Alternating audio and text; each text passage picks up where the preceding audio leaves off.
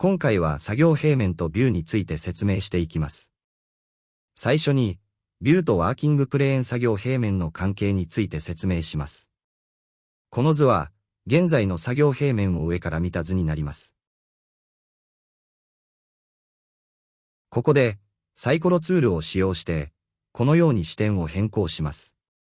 これがビューという意味です。ここでホームボタンを押すと、斜めから見たビューに変更できます。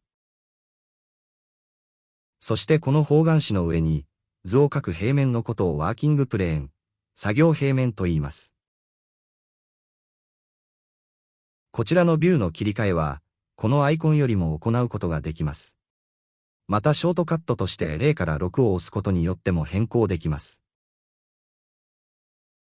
例えば、1を押して前面に切り替えてみましょう。すると、ビューが前面よりの視点表示となり、ここで0を押すと、斜めよりの表示となり、2で上面よりの表示になります。次に、オブジェクトの選択状態とビューの切り替えについて見ていきます。例えば、これを選んだ状態で、選択範囲フィットを押します。すると、選択されたオブジェクトが画面の中央に表示されます。次に、こちらのすべてにフィットボタンを押すと、作業平面内にあるすべてのオブジェクトが画面に表示されます。ここでホームボタンを押すと、斜め方向のビューとなりますが、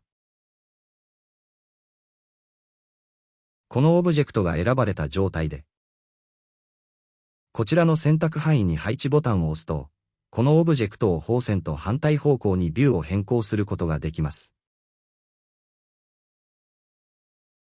次に、作業平面の切り替えについて見ていきます。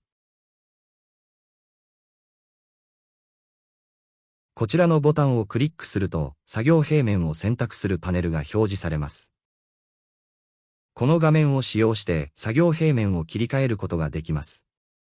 今、上面を作業平面としていますが、例えば、前面のボタンを押してみましょう。すると、前面が作業平面になりましたが、ビューは上面からの視点となっていますので、作業平面を横から見た状態となっています。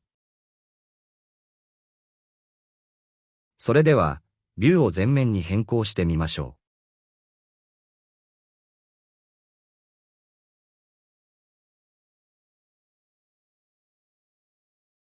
このように、視点を前面に変更すると、方眼紙を正面に見た状態となります。ここで、この作業平面に作図を行ってみましょう。例えば、円をここに描きます。ここで、視点を切り替えてみます。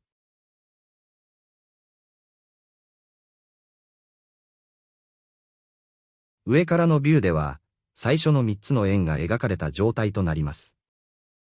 それでは、作業平面を自動的に切り替える操作について見ていきましょう。ここで作業平面切り替えボタンを押します。そして、タスクパネルより自動ボタンをクリックします。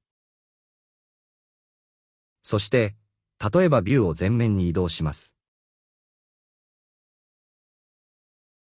この前面に作業平面を切り替えたい場合、こちらの作業平面切り替えボタンが自動になっているのを確認しクリックします。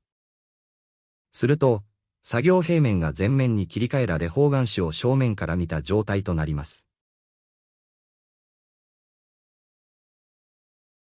それではこちらの作業平面に楕円を描いてみましょう。もう一度、作業平面を変更して作図をしてみます。